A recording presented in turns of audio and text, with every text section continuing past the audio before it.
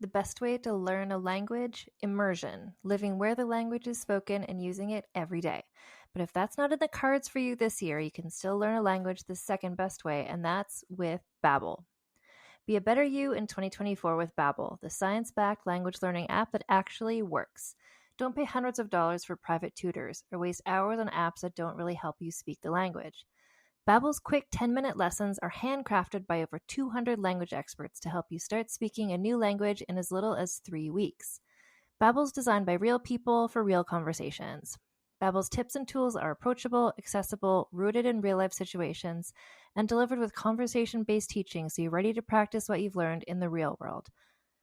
For instance, I've been using Babbel's convenient courses to help me learn basic conversational skills in German while I'm getting ready for a little trip I'm planning. It's not a language I'd ever studied before, but I find the lessons really easy and kind of like hand-holding me through learning a completely new language to me. And it's reassuring to know that with the help of Babbel, I'll be able to greet people, order food, and ask for directions without having to consult language apps while I'm in Deutschland. I'm still learning. Studies from Yale, Michigan State University, and others continue to prove Babbel is better. One study found that using Babbel for 15 hours is equivalent to a full semester at college. Babbel has over 16 million subscriptions sold. Plus, all of Babbel's 14 award-winning language courses are backed by their 20-day money-back guarantee. Here's a special limited-time deal for our listeners. Right now, get up to 60% off your Babbel subscription, but only for our listeners at babbel.com/vulgar. Get up to 60% off at babbel.com/vulgar, spelled BABBEL.com/vulgar. Rules and restrictions may apply. Hello, I'm Alison Larkin, writer, comedian, narrator, and host of the Jane Austen podcast. Join me as we embark on a journey through Austen's timeless stories, starting with Pride and Prejudice. The Jane Austen podcast with Alison Larkin is available wherever you listen to podcasts.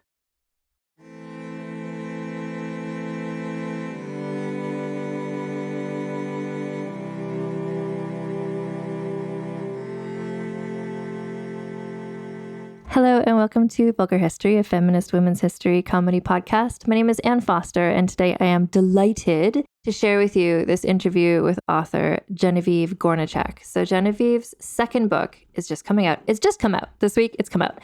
It's called The Weaver and the Witch Queen. And so this is set in 10th century Norway, a time and a place I did not know anything about until I read this book. But I will say the book does not assume you know anything about 10th century Norway, and it really holds your hand throughout it. And it is a historical fantasy book, which we talk about in this interview, kind of where that comes from and how and why. And yeah, I hope you enjoy this interview with Genevieve Gornichec.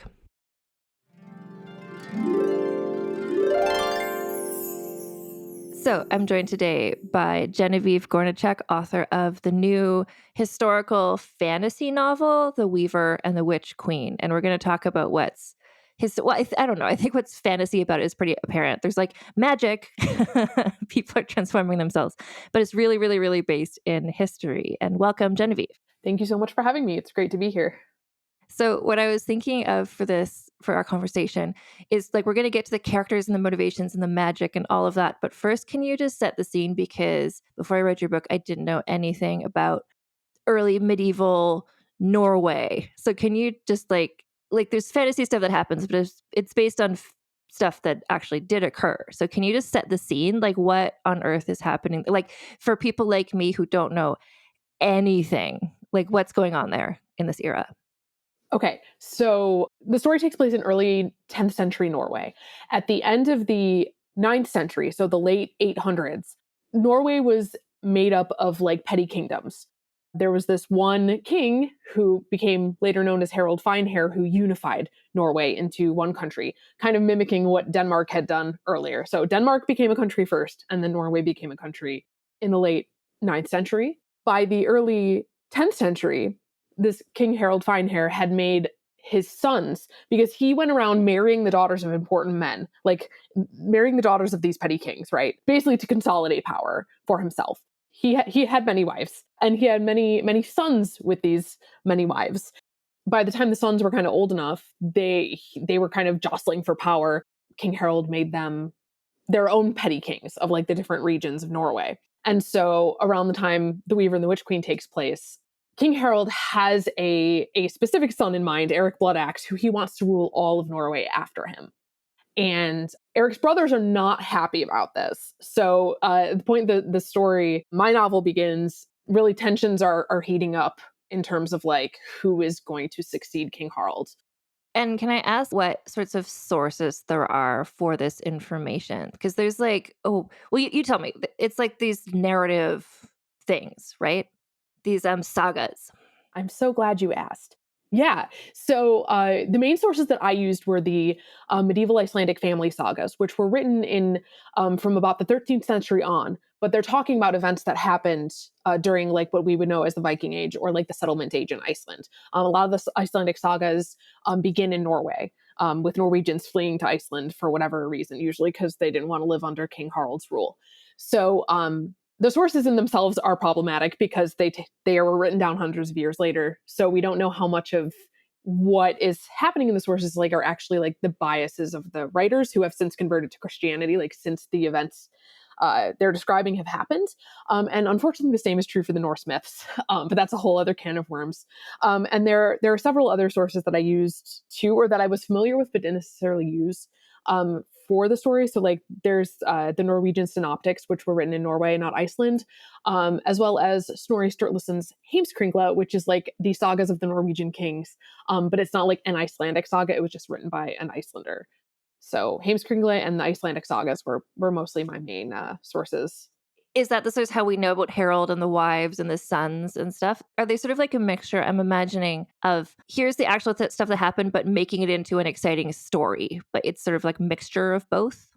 Yeah, kind of. So Snorri himself, the 13th century Icelander who wrote Heimskringla, like he was a storyteller. Like the problem is that we don't know how much of it he actually made up, and that's true for he wrote half of what we know about Norse mythology too, in the Prose Edda. So yeah, we don't know how much he embellished, how much of any of it is actually true.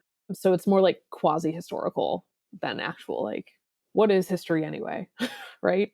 Well, honestly, it's like any source. Like I was looking a couple weeks ago at Yeah. some ancient Roman stuff, and it's like, well, this guy wrote it, but in that time they weren't just honestly what history is like just true and facts. But in that time, it was very much just like the Roman history was being written, like using existing tropes and narrative devices to make it be an exciting story that was Yes. accessible to people. So I'm assuming it's a similar thing. Yeah. Yes, and we have some of like the later Icelandic sagas that you can very much tell that the saga writer has read all of the other ones or heard all of the other ones and is using the same sort of like devices. And even like there's this one of the really famous sagas, the saga of Grettir the Strong.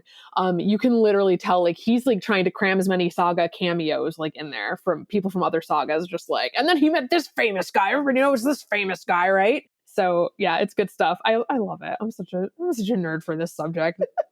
I promise we are going to talk about your book, but like, how did you, I'm just fascinated by like all of this. And like, how did you get into this? Like, where did you first hear about the sagas and this history and your interests? Like, you're obviously an American person, right? Yes, yes. So my grandfather was from Sweden. When I was an undergraduate, I started learning the Swedish language. I went to study abroad in Sweden on scholarship. And when I was there, I was like, oh, there's like this history around. I don't really know what it. Oh, look, there's a runestone. Oh, there's a museum. Like I had no like awareness at all of like the significance of like the Viking Age when I was living in Sweden for 4 months, which was one of my like biggest regrets is that I like did not know what I was looking at half the time. Because literally when I got back to the States, I took a course on the Old Norse language. And in this course, we translated a couple of the Eddic poems from Norse mythology, a couple snippets of the sagas, and just it became like a puzzle, like this entire like subject. And the rest was history. Sorry for the terrible pun, but like that class changed my life. I took a course on Norse mythology after that, and then a course on the Icelandic sagas. And that kind of just like cemented my interest. In this time period, I actually got into graduate school for Viking medieval Norse studies at the University of Iceland. I wasn't able to go. So instead, I joined a Viking Age living history group in my area. And now I get to sometimes be a 10th century Scandinavian weaver on the weekends if I feel like it. So So this makes total sense because this is your Yeah. second book, the first one also taking place in this era.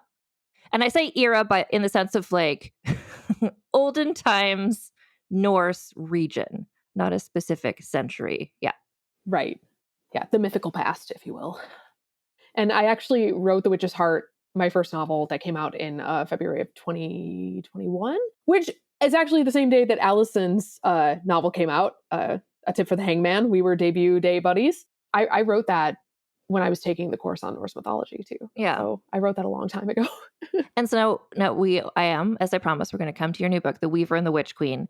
So, but actually in a minute. So there's a character in your book, Gunnhild, and that's based on a real Yes. queen. Can you tell me what you knew? What do we know about that actual figure, like from the sagas and or from actual history?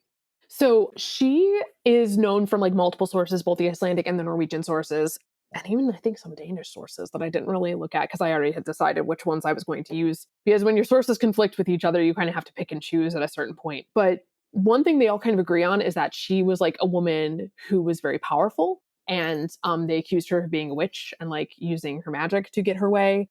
She was the wife of Eric Bloodaxe, the second king of Norway, and she did some like very questionable things in the sagas. At least she kind of has a reputation as someone that you don't mess with, and someone who is not above being kind of like sneaky, underhanded, cunning. And I just really liked her, and I wanted to write about her. No, and that's like, again, like for me, and I'm going to imagine for some of the listeners, like coming to your story, into this history without any knowledge of it. I'm just like, oh, yeah, a powerful woman. People said she was a witch. It's like, oh, that's like everybody. That's like Cleopatra. It's like Harem Sultan. That's like everybody. So I'm like, yeah, I'm also on board. I'm like, oh, a powerful woman, whoever and claim was a witch. I'm like, that must be the most interesting person. Great. Yeah, of course you wrote a book about her. 100%. Yep. So was it her as the first character that made you think you wanted to write this book? Or like what was your way into figuring out what this book was going to be about? So the Icelandic sagas, the medieval family sagas, are very like they can be summed up, according to my professor, in two words: farmers fight. They cover everything from like land disputes, like, oh, like your sheep are grazing in my pasture, to like guys fighting and killing each other at like the district assemblies, or like doing murders in the middle of the night. You put on your murder cloak and you ride over to the next farm and you kill this guy. And they're overwhelmingly concerned with what the men are doing. And women, there are some fierce, amazing women in these stories. And a lot of the times they get kind of like sidelined. Sometimes they don't, but a lot of the times they are just kind of there. We don't really hear how they feel about anything. We don't hear about their opinions on anything. There are certain like saga archetypes of women, and one of them is like the sorceress who uses magic to get what she wants. So I just Gunhild is such like an interesting character because she is active, like she participates in the story, she does things. And for this genre of literature, like that is pretty extraordinary in itself. And I was just like, you know what? None of the women in the sagas really like the only times you see them like talking to each other, it's like I think I can think of maybe two instances off the top of my head, and both times they're about like men, right? So I was like, okay, we have this extremely powerful woman. What does she need? She needs two best friends. I'm going to give her two best friends, and we're going to make this a girl's time. This is what the women were doing in the background this whole time. Which I love. Like when I first saw what your book was about, and I'm just like, yes, thank you.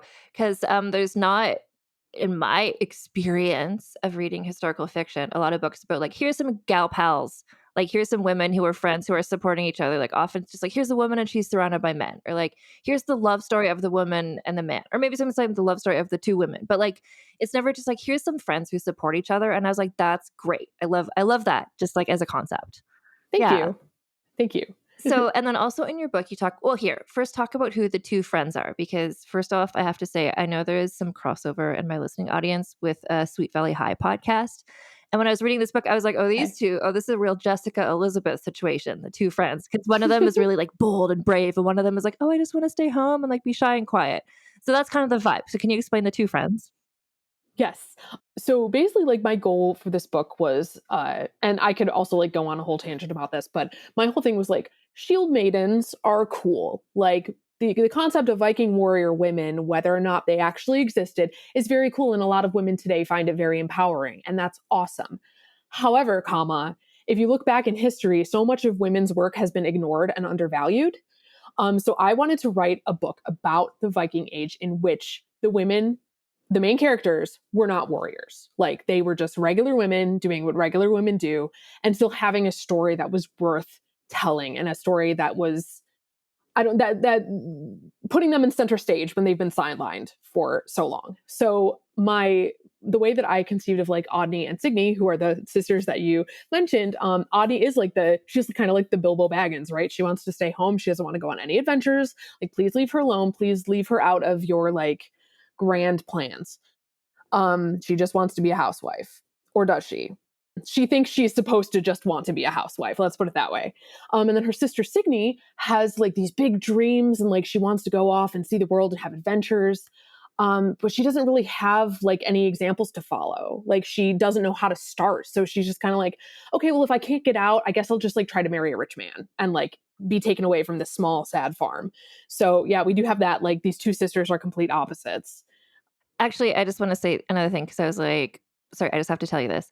So the book also reminded me of the Britney Spears movie Crossroads, which I don't know if you've seen it, but it starts off with A long time ago. Okay, well maybe it imprinted on your brain because it starts in the beginning with the three of them as young girls, and they like make a pact that they're always going to be there and support each other, and then the whole rest of the book, the whole rest of the book is them going on a quest together. So.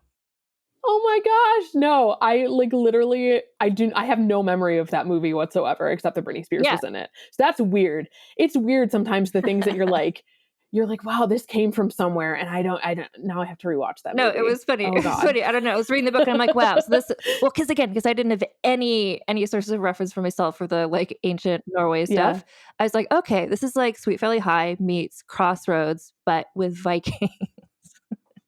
Yeah. So that's where I connected with it. But yeah, because it starts off with the three as girls, and you really establish like the strong friendship they have. Two of them are sisters, and the other one is like they see her as their sister, Gunnhild. Right. But yeah, the stuff with Odny and Signy I thought was so interesting. And it's exactly what you're saying is what I also got out of it was just like the importance of things like the book is The Weaver and the Witch Queen. So it's like the importance of textiles and embroidery and stuff. And can you talk about that side of things? Because that's so interesting. Yes. So I would love to talk about that because textiles are kind of like my living history, like specialty that I'm trying to like hone in on because it was such an important part of women's lives in that time period.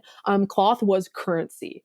Like it was a way for them to have power. And that workshop that I set up that probably didn't exist, but might have existed, where the women are just weaving in this workshop, like weaving sails for the king's fleet. Women really made the sails for the ships. They made the clothes.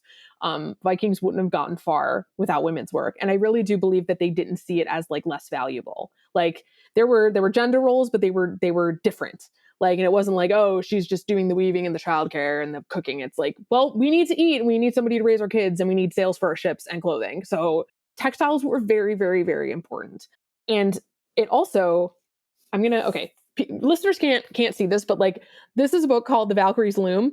And on the cover of this book, it's a textbook. There is a drawing of a poem called Daraliod, which is from Njal Saga, which is one of the most famous Icelandic sagas. And it's the Valkyries weaving on a loom during a battle. And there's men's heads as the loom waits. And there's like, they're carrying like swords and spears. And like, so this whole crossover with like textile work and like destiny and weaving fate and spinning fate. I don't know, like, it's just so magical to me, like how they conceived of it. And that's why I worked it into the magic system too, like the threads that connect the witches to their bodies. Mm-hmm. So, sorry, I'll put this book down now. Sorry that people can't see it, but well, I just had it right here. I will certainly link to it, and I'll link so people can click on that and see the cover, because that was a very cool cover. Yeah, it is. But yeah, the stuff about it's just funny that, like, funny in an interesting, coincidental way that your book was so much talking about like how embroidery actually was important, and it wasn't like the way that it's portrayed in some other thing. I don't know, like even like the Pixar movie Brave, or like in Game of Thrones, which I hate how much I bring that up. But anyway, where it's just like, oh, I don't want to do embroidery. I'm not like other girls. Like it's been so much shown as like embroidery is this like boring women's work, where actually it's this cool, badass thing. And I love that your book got in. Like I was in the episodes that I'm doing right now, that this is going to come out in the middle of, about Mary Queen of Scots. We talk a lot about her embroidery and how she was embroidering treason patterns and like the power of it. And like that's how Yeah. she was able to express her emotions. And I really learned a lot researching her about the power of embroidery. And then I read your book and I'm just like, yeah, embroidery, yeah. Yeah, like it was important, and like yeah, I know what you mean about like that's kind of the like Signy's character, right? She's like I want to do like that women stuff, like I want to go on adventures and stuff, and I mean she has a terrible adventure, no spoilers, but like just this whole idea that I think fiber work is magic, like I really do, like any sort of I'm a knitter, like I do tablet weaving for my Viking Age craft in my group, and I just think it's really cool that like women are starting to like kind of reclaim this um a little bit. And my words have gotten twisted before. I do not mean like we should return to traditional values like women doing all the textile blah blah blah. Like I think it's 2023 and anybody of any gender should be able to do whatever they want. But I'm like speaking strictly historically, like I'm tired of the contributions of women being ignored, and I just want to be like, here's some cool stuff that they also did that had nothing to do with going off to battle. Yeah, no, exactly. Like you're saying, it's like they were the ones who made the sails. And when I think of like again, as a person who knows very little about any of this, like the Viking ships, it's like, yeah, the sail was kind of like 90% of what they Yeah. needed. So Yes. Exactly. Exactly. so without the women doing that, okay. So we've talked about the three main characters. We've got Gunnhild, who's based on the real figure from the sagas. We've got Odney, we've got Signy, and also actually let's return to what you were saying about Signy because that also really resonated with me in the story where she wants again, like I'm bringing in my own references, but like in Disney's Beauty and the Beast, she wants much more than this provincial life. She Yeah. wants something, Yes. but like you were saying, it's like she doesn't have a role model to show her that that's possible. And I thought that really hit me hard because I was like, yeah, like what do you do in an era and a culture? And like we still see this today, like not just with women, but with everybody, where you see like, oh, this is the first like trans person to win the Golden Globe Award, or like this is the first Black person to get whatever. It's like if you don't see someone like you doing something, then you don't know that you can aspire to that. And that Signy wants so much, but there's no role model. There's no person she can follow their path. Yeah, I thought that was interesting. Exactly. Like, and the only role models she really had were like, we have these legendary figures from the earlier sagas that are supposed to take place in like kind of a fantastical past. So Signy would have heard those stories, but it's like these women who were like the shield maiden or maiden kings, and that's also a whole nother like subject. They were like these highborn women who had the resources, right? Who went to their rich mothers and were like, outfit me like you would a son, and I'm going to go raiding with the men. Signy didn't have any of that. So she's kind of just adrift. And Odney is kind of judging her for being like, well, make up your mind. Like, what do you want to do with your life? Take steps to do what you want to do. And their mother like doesn't disparage Signy from going off on the raids because she's a woman. She does it because like she says like you can't stick to anything. Like you can't pick a hobby, right? Like if you would commit to fighting, you could totally go on the raids, but you don't. So yeah, poor Signy. I love her so much. Oh, I do too. Like, spoiler, she was my favorite character in this book. Yeah. But I am also a Jessica Wakefield stan. Yeah, so you've got these three like girls who become women and they're friends and they're all connected to each other. Can you talk about the magic element of it? Like the book very early on is like, oh, magic is real. This isn't an allegory. Like this is people are transforming into animals. Like that's just happening. So was that based on some of the stuff in the sagas? Like how did you develop this magic system? And now we're just going to take a break for a word from our sponsors. As a podcast network, our first priority has always been audio and the stories we're able to share with you. But at Realm, we also sell some pretty cool merch, and organizing that was made both possible and easy with Shopify. When you think about successful businesses like Aloe or Allbirds or Skims, an often overlooked secret is the business behind the business that makes selling and, for shoppers, buying simple. For millions of businesses, that business is Shopify. That's because nobody does selling better than Shopify. It's the home of the #1 checkout on the planet. And the not-so-secret secret that's definitely worth talking about is that Shop Pay boosts conversions up to 50%. That's more happy customers and way more sales going. If you're hoping to grow your business, your commerce platform better be ready to sell wherever your customers are scrolling or strolling, on the web, in your store, in their feed, and everywhere in between. Businesses that sell more sell on Shopify. Upgrade your business and get the same checkout we use with Shopify. Sign up for your $1 per month trial period at shopify.com/realm, all lowercase. Go to shopify.com/realm to upgrade your selling today. Shopify.com/realm.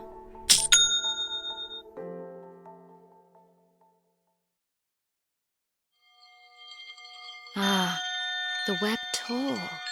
Those that both creators and were created by the threads disentangle from the fringes to feast on the very thing that spawned them. What's that, Silly? This is how you deal with weird! No! Do not harm my children! Oh, you lost a feather. Can I keep it? No, you can't force me to! Do you know what lies within nothing? Rocket is in trouble, Akasa! Can we turn on the windshield remotely? No, she could lose her job as an Akasar. I don't fear Vehar. No, but you fear me. If you intend to trick me, I will not hesitate to sever the oath bond entirely. Why didn't you help me? Coward! I don't have a parachute! I don't like free falling!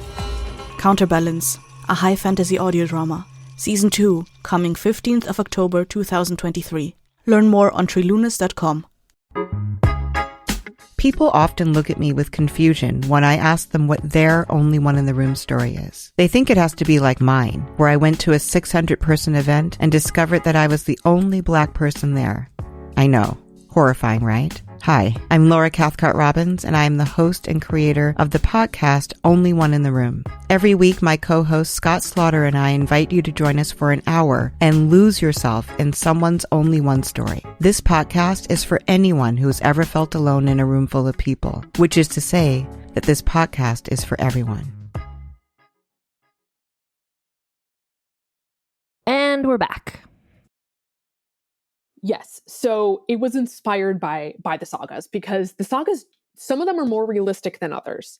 They do a really good job of making us think that they're like real history. But then you've got like ghost seals and like ghosts showing up to haunt a farmstead, and then the Icelanders sue them, so they'll go away. There's a lot of lawsuits in the Icelandic sagas too. Like it's a whole thing.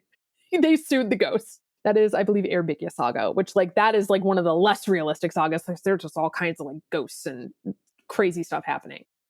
Yeah, so like the magic was, I really think that like the magic was part of their landscape, right? It existed. They didn't even be like, oh, like that's a weird thing that happened. Like it just happened, because magic was part of their world, part of their understanding of the world and how the world worked.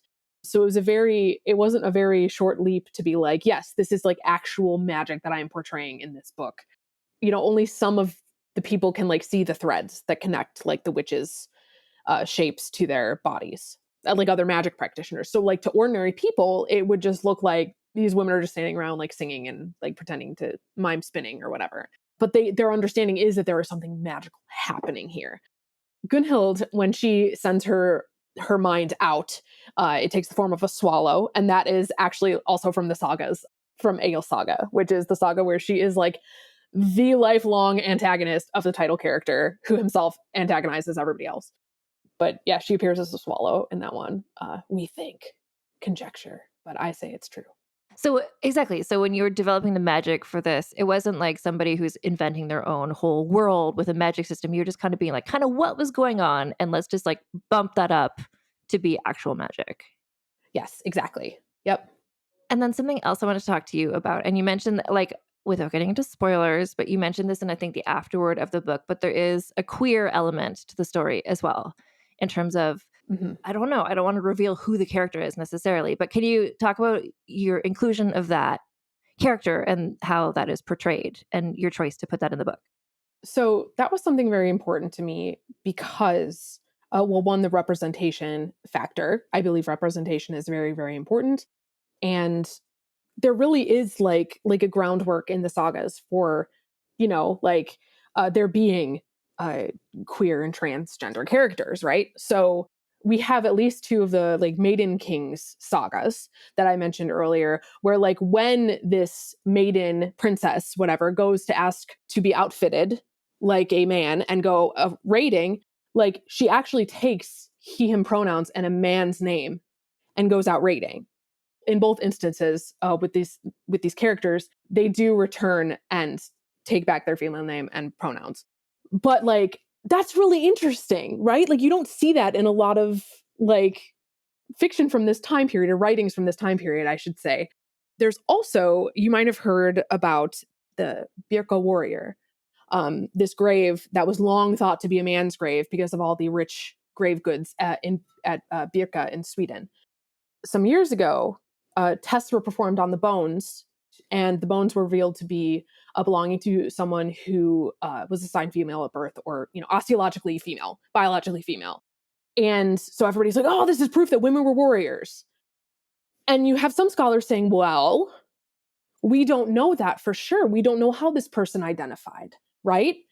But whenever you try to say that, like, oh, like this could have been someone that we understand as transgender today, there's a lot of pushback. There's a lot of people saying like, oh, you can't let women have anything.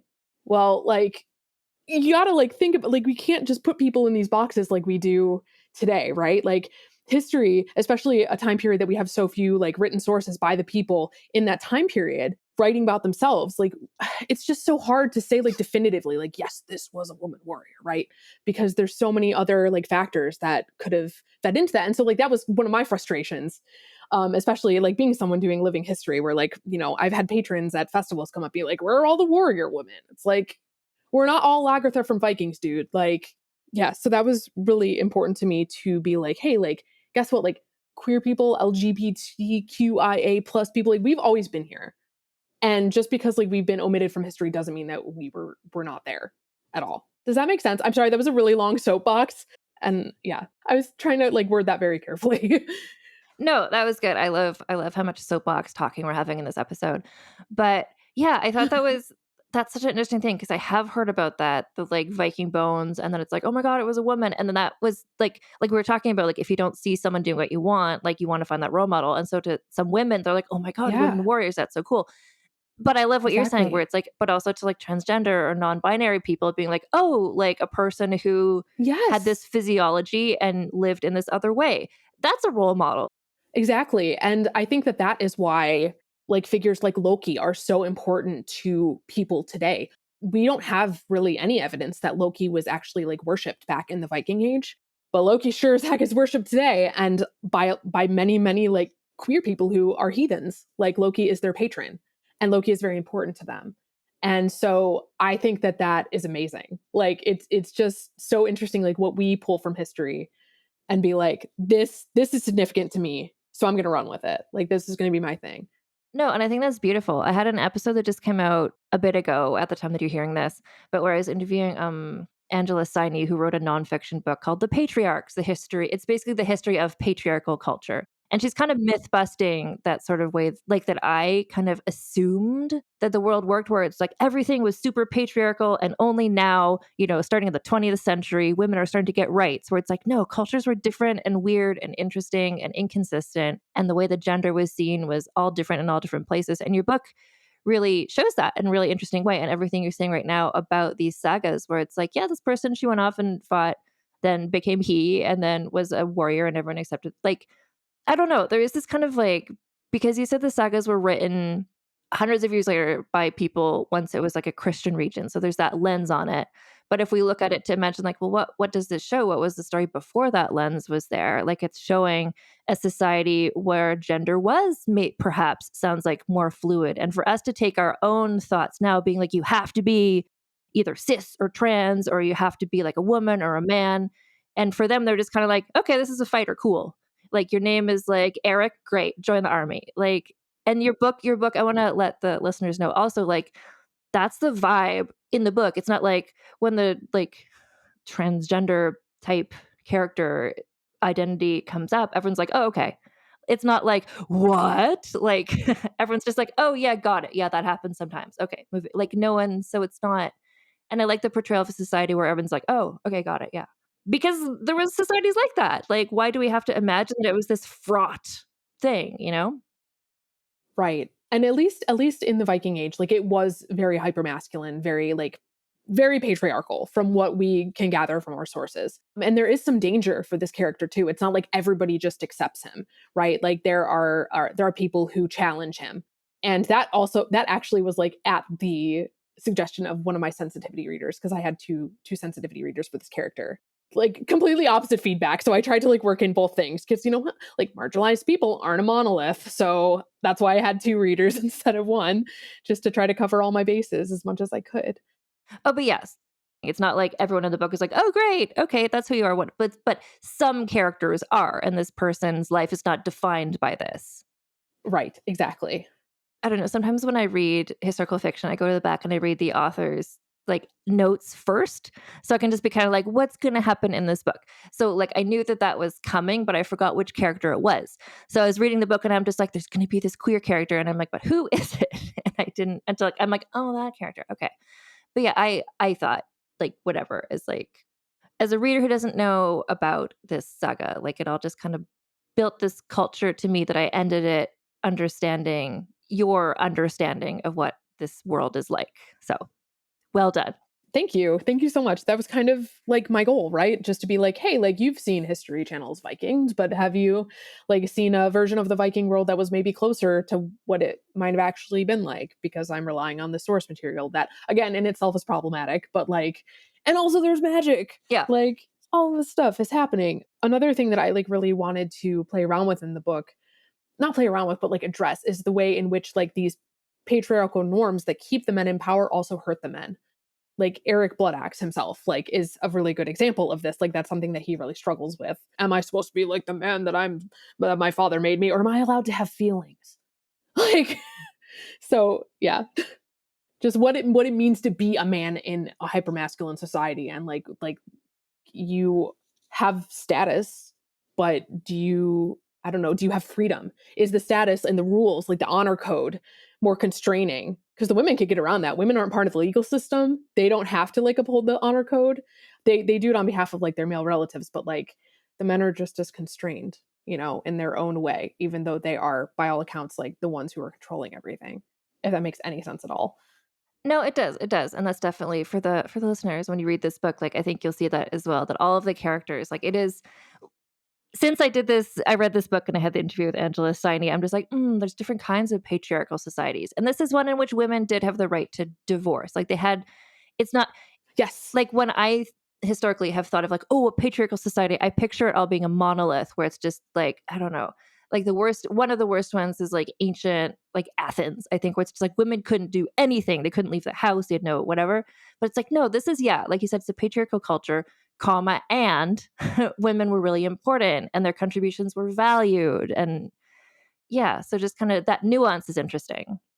Right. They had like a certain measure of power within their society, even though they didn't have legal representation. They couldn't sue somebody. They would have to get like their closest male kinsman to sue them. They had their own ways of getting what they wanted. One of them was magic, or the accusation of magic. And that's kind of where Gunnhild gets her reputation from. Where like, you know, because I guess this isn't a spoiler, but like Eric eventually dies. Like, and that is how Gunnhild becomes Mother of Kings, because she basically tries to get her sons back on the Norwegian throne, not herself. She never tries to seize power for herself. It's always like on behalf of her husband or her sons. So that's really interesting to me. Like, she's not trying to break the whole system. She's she's of such a high status that like she can have the same amount of influence, but just work through her men. Yeah. Like, no, exactly. And I've talked about people like that on the podcast before, where it's just like, they're not here to break this, but eventually like someone like, I'm just throwing names at you, but whatever.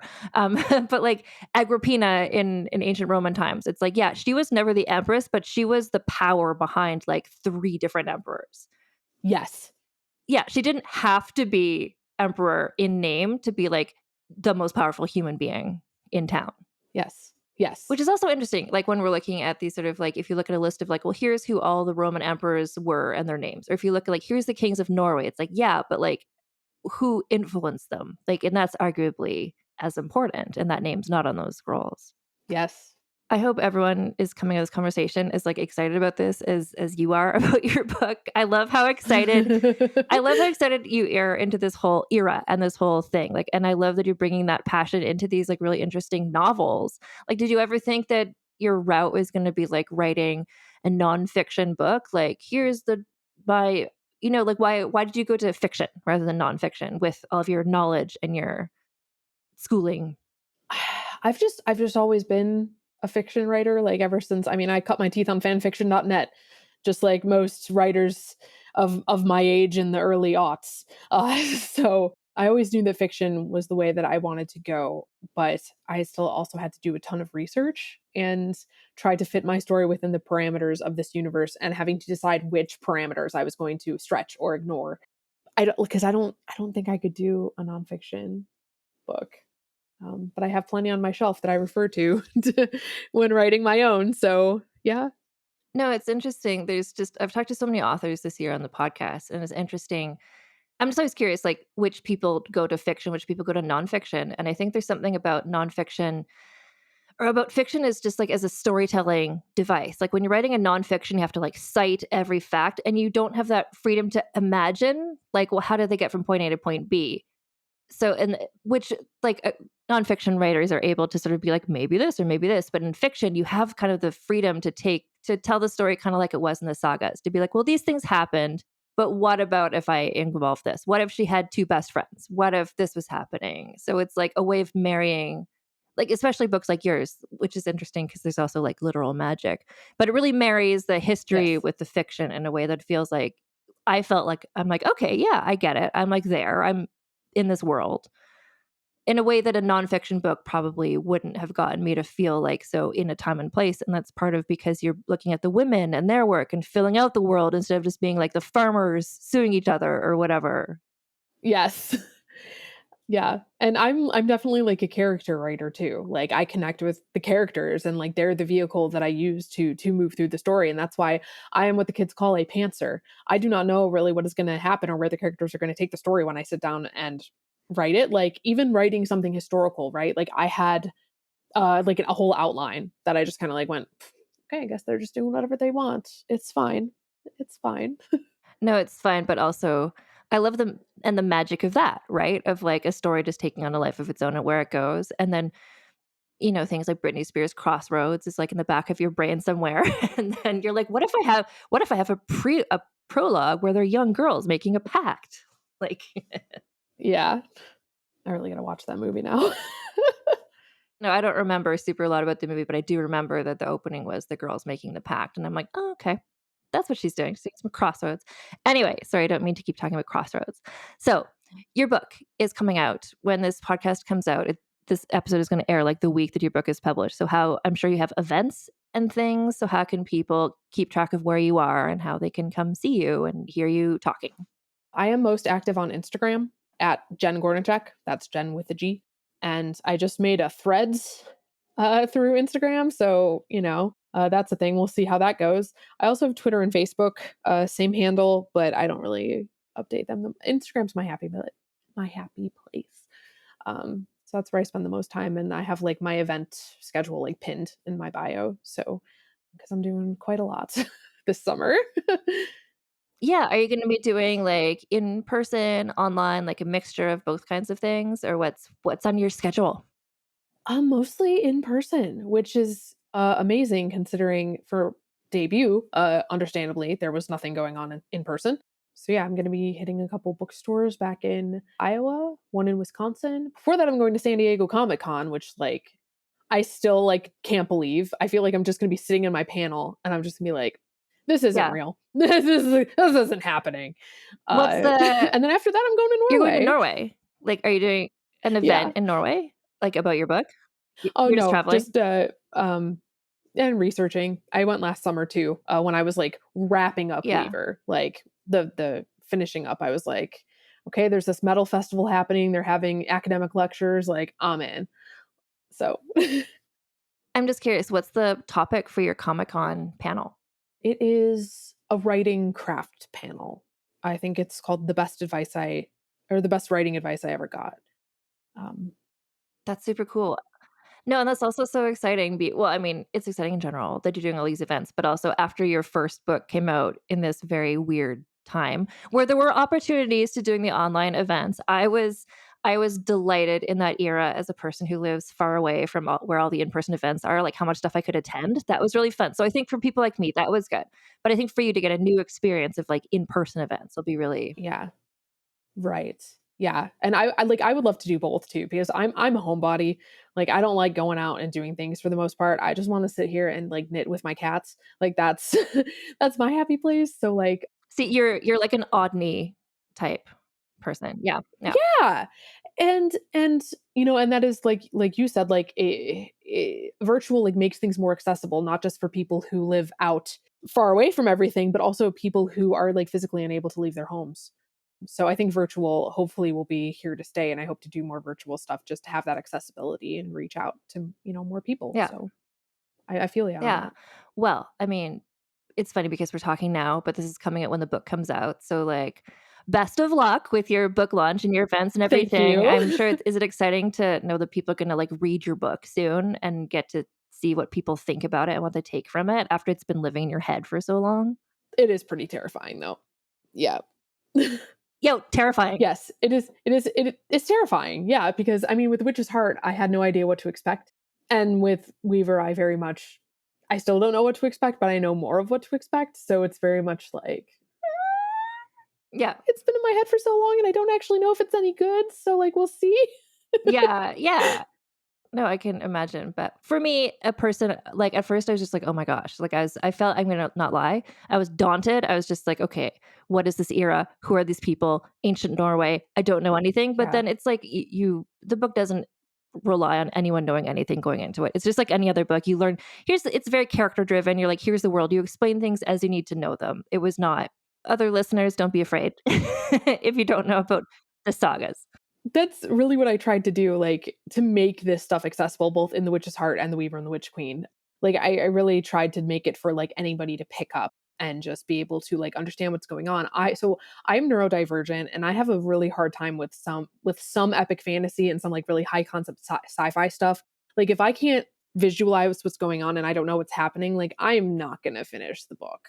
So I try to write in a way that's like very straightforward and like give you something to connect with, like hopefully the characters, but like, you know, but that's just my style.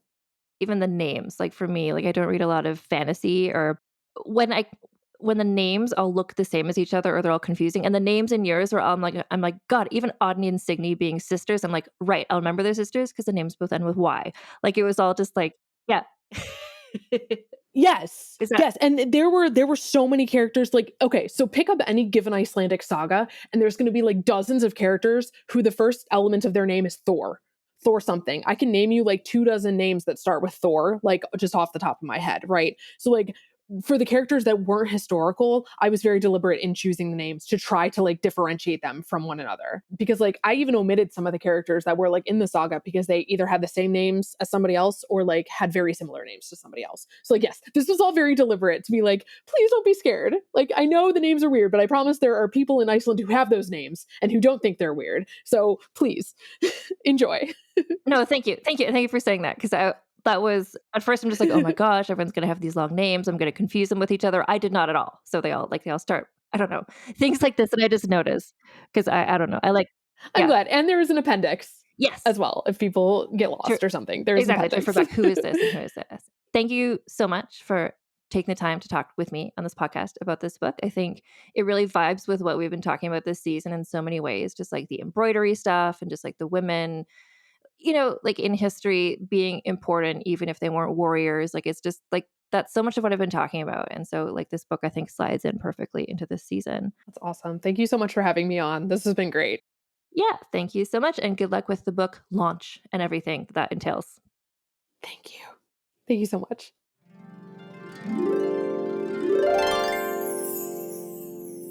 So again, the book is called The Weaver and the Witch Queen by Genevieve Gornichec. And you can, as she said, you can keep up with her. She has a website, GenevieveGornichec.com.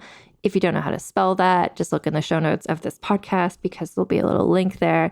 She's also on various social media, as she mentioned, so you can keep up with her and see where she'll be as her book is released and where she's going on tour and that sort of thing. And so if you want to keep up with me, I am also on social media. So I'm on Instagram and Threads at Vulgar History Pod. I'm also on TikTok at Vulgar History. And I have a website, which is vulgarhistory.com, where you can get the transcripts of recent episodes, which are provided by Aveline Malik of The Wordery. Thank you so much, Aveline, for for transcribing these, so people who like to read podcasts can do that as well. I also have a Patreon, which is patreon.com/AnnFosterWriter, where you can, if you give a small monthly donation or a large monthly donation, but whatever monthly donation, you get early ad-free access to all episodes of this podcast. And then I also have a merch store, vulgarhistory.com/store, as well as at vulgarhistory.redbubble.com. And I think that's it. Thank you so much for listening. I really recommend you read Genevieve's book. It was a real good time. I hope you had a good time listening to me talking with her as well. And we'll be back next week with another new episode. So until then, keep your pants on and your tits out. Vulgar History is hosted, written, and researched by Ann Foster and edited by Christina Lumagi.